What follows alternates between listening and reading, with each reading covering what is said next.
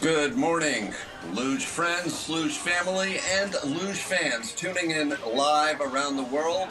It's the 48th season on the EBERSPÄCHER FIL World Cup, and we're in Oberhof, Germany, the Lotto Thuringian Ice Arena for stop number 7 on this year's tour, as we get set for one final busy weekend of competition leading up to the World Championships coming up in 2 weeks in Whistler, Canada. Hi again, everyone. I'm Tim Singer. Welcome to Oberhof. Today we have 3 races in store for you. We'll start things off with the women's doubles competition. Then a little later on, we've got women's singles, and we'll conclude day 1 of action with the men's doubles. Then tomorrow we reset. They move it up to the top for the men's singles competition, and the weekend will conclude. The final race before the World Championships will be the 2nd edition this season of mixed singles and mixed doubles. So we've got a lot for you. We're going to take a tour from top to bottom of this track in just a moment. We'll check out the athletes warming up. But right now I'm pleased to introduce for the commentary for race number 1, from Team USA, Johnny Gustafson. Johnny, welcome to the microphone. Hey, Tim. Happy to be back on the microphone. Great to have you. So, you've been here all week. It's your 2nd full week of activity so far this season in Oberhof. This is the only stop, actually, we're going to twice. What's the vibe around the track this week? I think there's a lot more confidence this week. Everyone having that race in the first half of the season before Christmas, kind of solidifying the lines that they already knew. And even though it was almost 2 months ago at this point, a month and a half ago, it's still pretty fresh in our minds. So everyone knows kind of how to drive this track at this point. Well, here's a look at the athletes warming up here. That's the longtime coach, Willy Huber of Italy. The Italians have 2 teams on hand today. There's Diana Altenberger, Diana of Germany, an Olympic medalist in singles, if you haven't been following.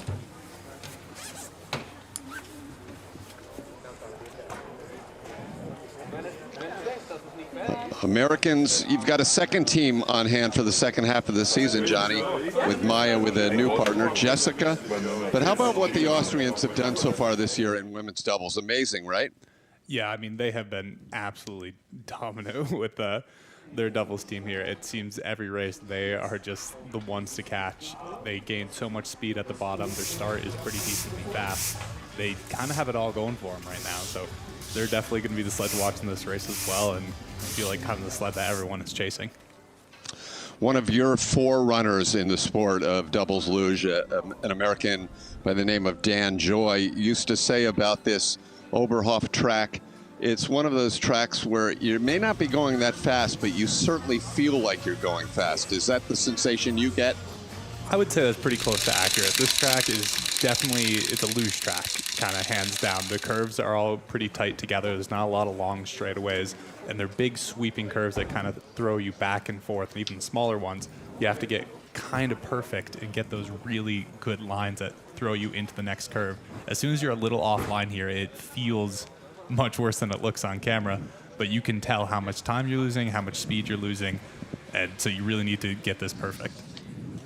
World Cup standings, the aforementioned Austrians, Egla and Kipp, they lead in a big way. They've won the last 5 races in a row, ahead of Jessica and Cheyenne Degenhardt Rosenthal of Germany, perennial bridesmaids. In 5 of the 6 races they finished 2nd. They're still looking for their first victory. But that woman right there, Sophia Kirkby, and the USA with her partner Siobhan Forgan, they have the other race win this season. They're in 3rd place in the World Cup standings. So the Latvians have been good.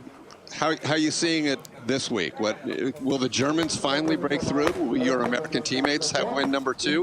Or will this woman and her partner continue their domination? You know, I think it's going to be a little difficult to tell this week. We started off the week with the weather was a little bit colder. It was pretty sunny out. It was very much the opposite of what we know as typical Oberhof, which we're kind of back to on this race day. You can see it's a little bit overcast. It's a little bit warmer. It was a little bit of rain this morning. And so the ice conditions have been changing day to day. The ice getting a little bit slower, a little bit softer, a little bit warmer.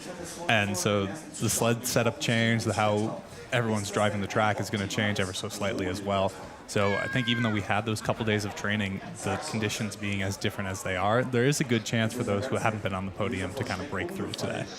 Yeah, that'll be fun to see. There's a great evidence of what you just talked about, Johnny, with that little puddle down there on the left. So let's take a closer look at this track in Oberhof. It was built many years ago. It has hosted 3 world championships. And as you see from the double start, the lower start here, it's about 806 meters, the 11 corners, the key feature being down below, a couple real tough turns. The curve 9, I guess it is, and then the finishing Kreisel. It's actually the 13-14 transition. But this is just a graphic, Johnny. In a second, we're going to let you give us a tour from the double start on down. I'll be happy to do it. This track is kind of like I mentioned earlier, it is going to be difficult. So they're going into this start curve a little bit slower, and it's a little flatter here than you would expect. So all these upper curves, getting them just to the point perfect, it's going to help you gain speed at the bottom. Kind of going into this big curve 8 right here, this sets up this important part of the track, this 9 into 10 into 11 transition. Right here is where we're going to see the sleds kind of make or break it. Coming into this big swooping curve 12 here, going early into curve 13 is going to be very important to get out into this straightaway where you really have to push position. This is the last spot to just make sure you're really getting that speed going into this Kreisel and across the finish line right there. Right, and we're going to flash up those track records and start records in a little bit. I'm not sure if the conditions are conducive to breaking the track record, which was actually set on a much cooler day 4 weeks ago. But we'll flash that up in a second. First, the weather specs, as Johnny just alluded to, a little bit above freezing, as you see the clouds there, and a little bit of wind. The ice maintaining at below freezing, so that's good. That was certainly an issue at many stops around Germany last year with the very warm temperatures, but the weather's been somewhat favorable most of this season. So the track record, Egla and Kipp in their victory in Oberhof on December 14th, 42.382. Then the Italians, Andy and Marian, same day, they had the start record. Either of those going to fall today, Johnny?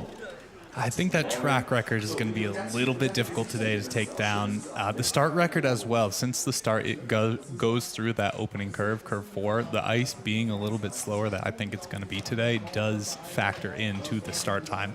However, with the slower ice, it does make it a little bit easier to dig in with the paddles and kind of pull through, get yourself a little bit faster. So I think there's a chance for the start, but even that is kind of a hope. That'll be interesting to see. 13, as you see in today's field of athletes, we've had as few as 10, but as many as 16 in women's doubles so far in the World Cup. I suspect we'll be at the higher end of that when we head over to Whistler in a couple of weeks. So we're about a minute and a half away from the start of the competition. Johnny, when do all of the teams head over to Western Canada, or do you get a chance to stop at home in New York State first? I don't think there's going to be a chance for us to stop at home. I know for us, we're going to leave on Tuesday, get there Tuesday. I'm sure a lot of the Europeans who are close are going to get to go home for a day or two, kind of reset before the last kind of long slog of the season. But for a lot of these European teams, after 2 weeks in Whistler and then 2 weeks in Asia, they're going to be away from home for a lot longer than they're used to. I know, but still only less than half as long as all of you have been away. Yeah, crazy, I think, right? The United States, Canada, even Latvia, we have a little bit of advantages. We're used to being away from home for longer. Okay, we're getting set for our first of the teams. 3 from Germany in today's race, 2 from the United States, 2 from Italy, 2 from Latvia. So together those 3 nations make up better than half of the field, but everyone's chasing Austria. Here are Alicia Strauch, Paulina Potts, a young German team.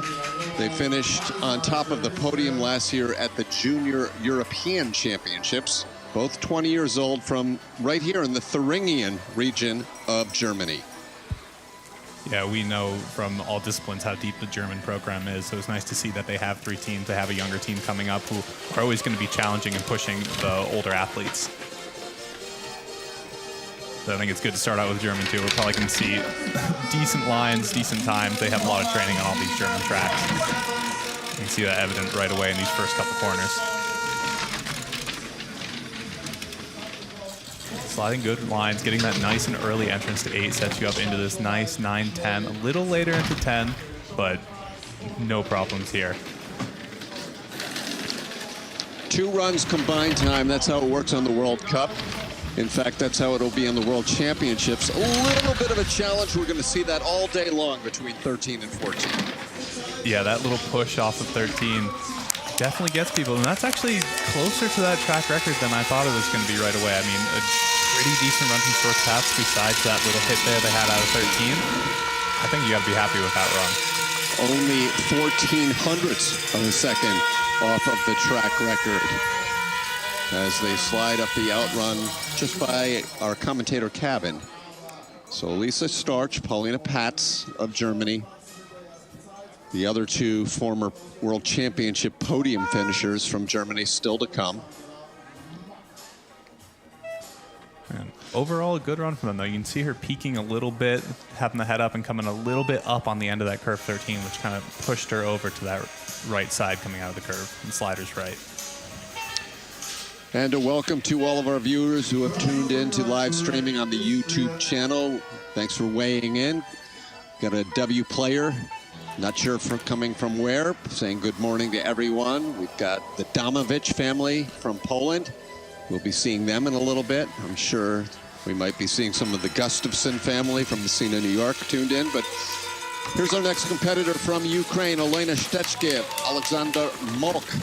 Johnny, as you know, Alina has done singles and doubles throughout much of the last couple of seasons, but we haven't seen her in singles in the last few weeks, perhaps now trying to customize her specialty. Yeah, I'm not sure if that's what she's going for, but definitely a good idea here. I mean, with the Olympics coming up next year, really picking which sport you want to commit your full time to is, I think, a good idea. Fewer spots available for a lot of athletes this coming Olympics than in the past. Yeah, spots are definitely going down a little bit. That's a little bit of a slower speed. We saw it going a little sideways in the curve 12, definitely cutting some time, and you can tell that 6/10 back. They're not too happy with that one. 43.168 puts them well in back of the leading Germans in the early going, over a half second behind. So Stechke and Mock through. A place where the spectators will be filling in over the next few hours. They love their luge here in Thuringia. Yeah, this is one of the best tracks for spectators and for us athletes seeing everybody here, and they always slowly trickle in throughout the day. You can see not too many at the finish right now, but they're all on the track watching, and they slowly work their way down throughout the day. Oh, and getting control for Stechke as well right at the end there. On the topic of singles athletes, switching over to doubles, you're looking at the face of Raluca Stramaturaro, a 4-time Olympian and twice in the top 10 in the Olympics in women's singles. Raluca with her teammate Mihaela Carmen Manolescu, Team Romania, 39 years old and 26 years old respectively. Yeah, these two have been putting in the work for doubles, and for Raluca, I really want to see her start to really push that head back a little bit. She's known a little bit for looking more than you'd like down the track, and hopefully here she can really start to push back more and more. Yeah, we've been talking about this since week number 1, how Raluca, and I'm looking forward to chatting with her in Whistler, she just chooses to keep the head up, which many people would say is taboo in this sport. Yeah, I mean, this sport is all about aerodynamics. There is something for having one position and holding it the whole time rather than constantly going up and down, but that is still going to be slower than just having your head down. Right, that's a great point. To the finish, 3rd place right now. The Romanians have really struggled to find the speed in all of the disciplines this year. I know Valentin Cretu is frustrated as he usually is. He maintains a great attitude, but every week is some sort of exploration to try to find a little bit of speed. Yeah, and I mean, that's kind of the goal this season, right? With next year being the Olympics, everyone just trying something else, figuring things out, and sometimes it doesn't always go forward, sometimes it's a step back. So We know the Romanians are probably one of those teams as well. They're just trying different things, trying to figure out what's working for them. The next of the Germans coming up now, Diana Eitberger has had a little slower start than she had with her former doubles teammate. So she, with her new teammate, Lena Machina, they're finally showing some results over the last couple of weeks, including a season's best 4th place finish in Winterberg, Germany. They finished 7th on this track, Diana's home track, at the last race in Oberhof. Yeah, I'm sure the top 4 is a good start, but I know they're both not going to be, shooting for 4. They're shooting for, at the very least, a medal, and then beyond that, they're also chasing Ego Kip as well. She's had a little bit, they both had a little bit of a slower start to the season, but that doesn't mean they're out of the count for sure. They're always looking at that medal spot. And they're looking at green right now, midway down this run, as the clock stops right here with a 1300ths advantage over their younger teammates. That was pretty decent so far. That little tap out of there. You can tell she's got that 13th head and then stayed right there, going late into that curve 12, a few curves back, and then coming out of 13. And I am eating my words, the track record. There's her track record, 42.350. For Diana, who grew up not too far from here. She actually trained and learned the sport on a nearby track, a fun little track in the little village of Ilmenau. And now she's a track record holder on her home track in Oberhof. Yeah, you can tell for the most part of that run, she was sliding like it was her home track, just really letting everything go here and there. But just these little touches going down the track, I think we're probably going to see that track record fall as well. Germans into the lead. Poland getting ready at the top. Nikola Domovic and Dominika Pivgowska. 22 and 21 years old for this pair. Their results haven't been sensational, but they've been consistent. And they're one of the small group of athletes who've shown up every week, competed, made their way into the World Cup, get 2 runs. They've had 2 top 10s. Both of those were in the first 2 events of the year, including a 7th place in Lillehammer. That's the fun thing, Johnny, about Lillehammer. When you don't have a race in Germany, Latvia, the USA, or Austria, there is no home advantage. And when we head to Canada, I mean, obviously the Canadians have the literal home advantage, but it's going to be much more wide open, isn't it? Yeah, I definitely have to agree with that. And you're right, Norway is a great spot that kind of shows that. Everyone there, it's a little bit more even. We can see, these Polish girls have been sliding well, and attest that Norway with that 7th place finish here. Pretty decent run out of them, but you can tell they're just not as comfortable on this track as Eitberger and Machina. Just a little bit on and off curves, a little hit there across the finish line. But you can tell just a little bit on and off curves. They're just not flowing with the track. They're not letting the sled run a little bit. One sign of a team that's sometimes smaller than the others is you see a teammate down there in that coach's celebratory box as opposed to an actual coach or trainer. And that was Maciej Sokovic cheering on the young Polish doubles team. I always love when the other athletes are on there, really cheering on your teammates and showing them the support they need. Yeah, Sandra Robacher is a fixture down there. It'll be interesting to see if she's cheering on when we get to the 2 Italian teams coming up back-to-back in a moment. Right after this next team, the first of 2 from the USA. Maya Chan, Sophia Gordon. Maya, a veteran since the beginning of World Cup women's doubles several seasons ago, but teaming up this year with Sophia Gordon. Yeah, it's been good to see this new team, and it's been impressive seeing how well Sophia's adapted. This is her first year doing doubles, and trying to figure out that new way of sliding, I'm sure, is a challenge, and so it's been good to see them really on the ice sliding well. Right. As for Sophie, she's a 2-time junior national champion for the United States in singles. Also had I believe it was just 1 World Cup appearance last year in Whistler in singles. I believe you're right there. And then doing this full switch over to doubles, little bit of rough transitions in there. The lines were pretty decent, but when you're swinging over from curve to curve, you really, and especially in that 9, 10, 11 transition, you really got to flow a little bit better. Good position push by Maya there. You could see them correcting a little bit down that straightaway, but it was good on them to stay off the walls. skidding their way throughout most of the bottom few curves, but putting down a third place time for the moment, 42.921, 1/2 second behind Eitberger and Lena Machina, who continue to lead the way midway through run number 1.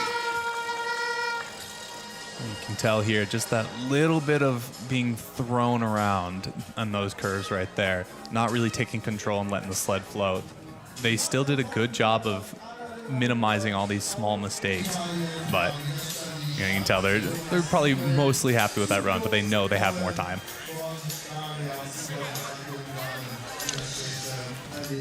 Sophie sporting the glitter, very much a fixture among many of the American athletes. Now the first of 2 in a row from Team Italy, both from the town of Bruneck in Südtirol. This is Nadia Falkensteiner and Annalena Huber. I think what we really need to see from some of these athletes to challenge that Eitberger and Machina track record is a little bit of a faster start. You can see a lot of the athletes see already 2/10, almost 2/10 back just after one curve. It's near impossible to make that up.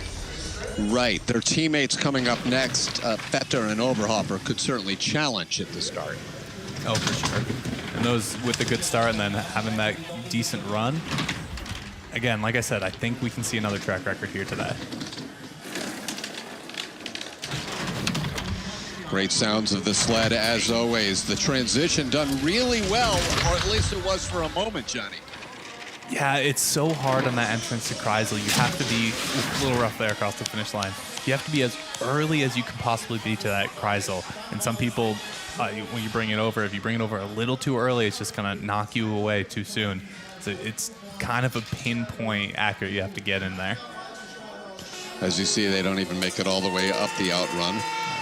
You can tell their paddles are a little bit off sync on those first couple there. For the doubles teams, getting in sync is the most important part on that start, and just being that little bit off is going to cost you time.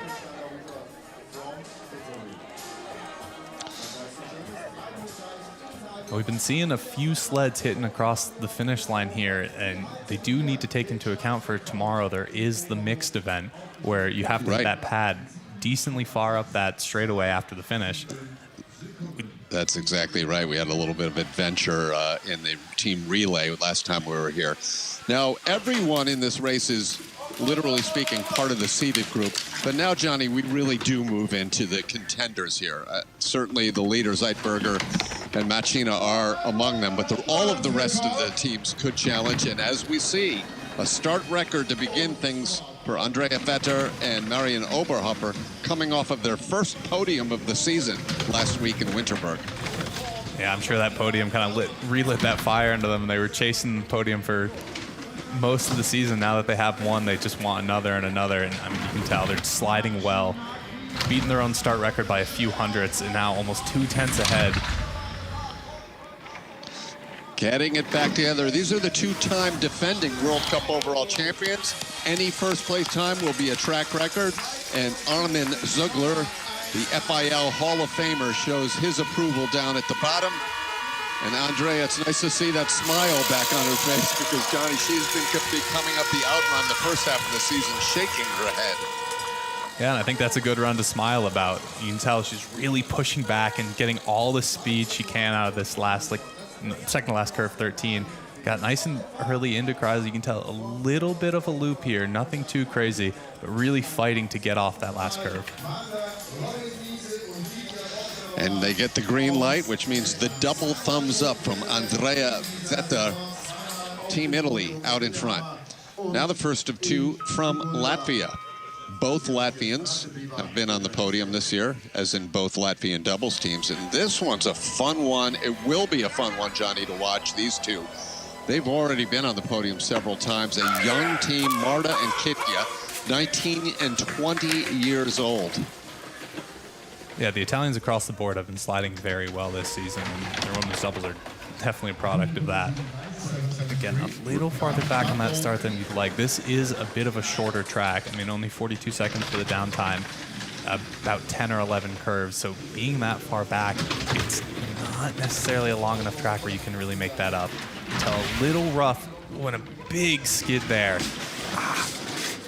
Oh no, this is really one of the first major problems they've had this year for a team that's been in the top 5 in all but one race. The other result is 7th. They get it together pretty quickly, though. They lost all their speed, didn't they? Yeah, 2 seconds back after that. Just little offline in that 9, 10 into 11. And when they got onto that first part 11, they just had a big skid going down. Nowhere to go but back up on the end, and that's why they hit out of that curve.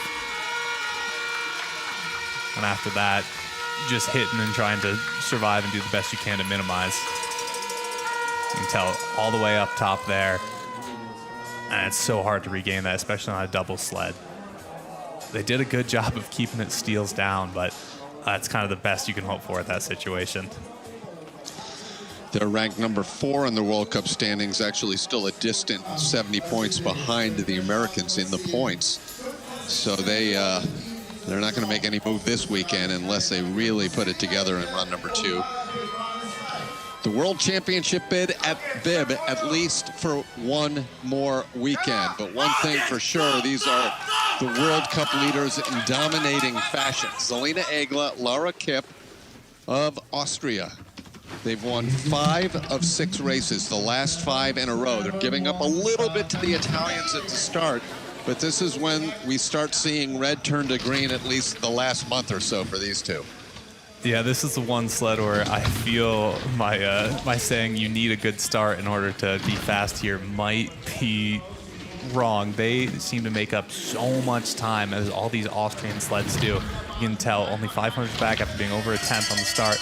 Coming out of there, you can just tell the speed that they're carrying through all these curves. Not only have they won 5 races in a row, they've won just about every one of their World Cup heats. I believe 12 of the 14 individual runs they've been the winner of. And what is it in your mind, Johnny? I mean, we've seen it from Jonas, from Nico, from Madeline, from Lisa. All of these Austrian sleds down at the bottom half of the track are just opening it up as if they're shifting into a 5th gear.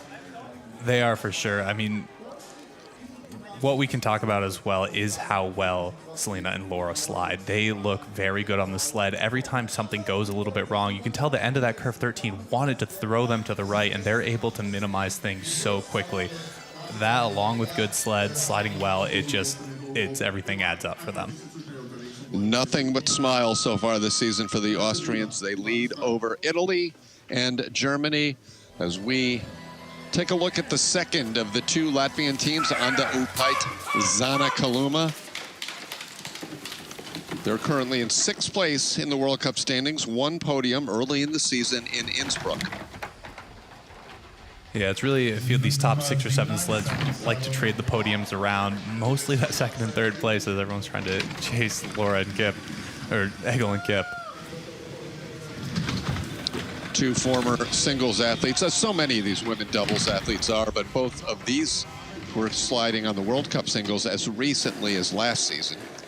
Now, as Johnny alluded to, kind of honing their skills, try to make an Olympic team. Only 11 spots available in women's doubles next year for Cortina. That's going to be competitive. It's going to be competitive, and it's going to be a fight between the nations as well. As each nation only gets 1 women's double sled, so fighting everyone else on the circuit and fighting your own team, it's a lot.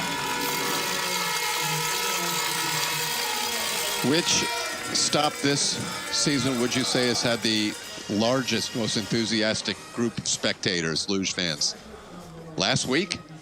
Last week it was pretty good out in Winterberg. I think Oberhof might challenge what we've had this season. I mean, even now compared to 20 minutes ago, I'm looking out at the crowd at the finish. You can see more and more people trickling in. I think by the time the women's race comes up next, we're going to have a pretty decent crowd. A tradition here in Oberhof, the athletes giving the fist bumps to the spectators who are lining that outrun right behind the Latvians right there. Now the second of 2 from the United States, Siobhan Forgan, Sophie Kirkby, 4 podiums this year, a first, a second, and a pair of 3rd place finishes, including one of those bronze medals here in the opening race in Oberhof last month. They're 3rd in the World Cup standings, 49 points behind the German team of Degenhardt and Rosenthal. They're fast here at the start. They are. They put in the work over the summer with their technique, with lifting, with training. They hold many start records all around. I know they want to probably take this one as well, so we're going to see them trying for it. A little behind that start record that was set today.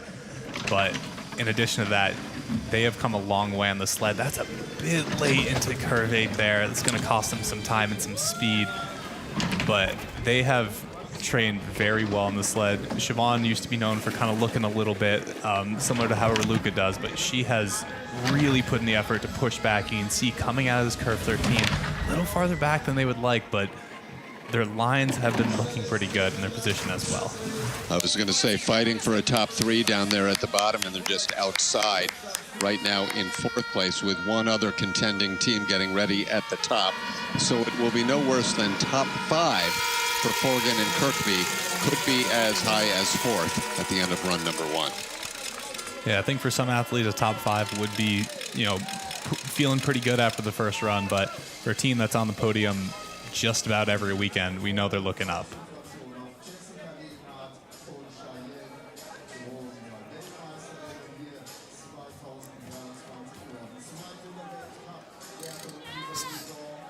There's the crowd there, really happy to be out there. Yeah, you have to have a contest of who has the best brat, alongside with a contest of who the fastest sled is. Shevtsov always smiling after the runs, really showing out that they're happy to be here and they're sliding well. Now the final German team, Jessica Degenhardt, Cheyenne Rosenthal, 2nd place in 6 of the 7 races this season, as they have yet to extend their lead. By the way, all time here in the 4th season of World Cup Luge. These two still lead the way with 12 career victories, 1 up on Egla and Kip. So they're a little bit extra hungry this weekend for victory number 1. Yeah, they're definitely going to be hard-pressed to defend that. It's a very decent start, only about 100th off that start record that was just set today. So definitely a good base to have, but as we know, the Ego Kip just slides so well and their sleds run so well down to the bottom part of the track. You can tell they're holding a little bit. 5 thousandths of a second. Just slowly turning. There's that red right there. They're holding Jessica it very close, though. Yeah, Jessica doing a great piece of driving between 13 and 14. So 3rd place. This is going to be a fun race for the podium, Johnny. Everyone else is pretty well behind, but Egla Kip, Vetter Oberhofer, Degenhardt Rosenthal, world champions and World Cup overall winners, all of them. And only 500 separate the top 3 positions in the standings. Yeah, nice and close in that top 3. And I think that we can tell from the sleds who are a little behind them, any little mistake is costing so much on this track right now. These top 3 have had very good runs, have looked good, really pushing the position, getting nice and early into this Kreis over here. You can tell a little bit too soon, but brings it back over. It was a very good run from these two. Jessica from the Altenberg region, the red light. That's the first time I've seen it, at least on camera. Johnny, explain quickly what that means. Yeah, the red light means you're in the technical control, so you have to go in the back. They get your weight, get the weight of all your equipment, check out your sled, make sure there's nothing illegal going on. So as you see, 500 separating the top 3. The top 5 are all within 0.4 of a second, and then the rest of these athletes will be just trying to posture to move up a spot or 2 in run number 2. Putting you on the spot here, Johnny. What's going to happen? Can anyone stop these Austrians? I think there is a chance for sure. You can tell their start's a little bit slower. Those that are close to them have very fast starts. I think with maybe slightly better runs, pushing back just a little bit more, really putting that position, putting that head back, I definitely think there's a chance. Will the Austrians win for the 6th week in a row? Will Degenhardt and Rosenthal finally break to the top of the podium, or will one of the nations upset the rest of them? We'll find out all of that when we return in about a half hour. Johnny and I will be back for run number 2 here in Oberhof.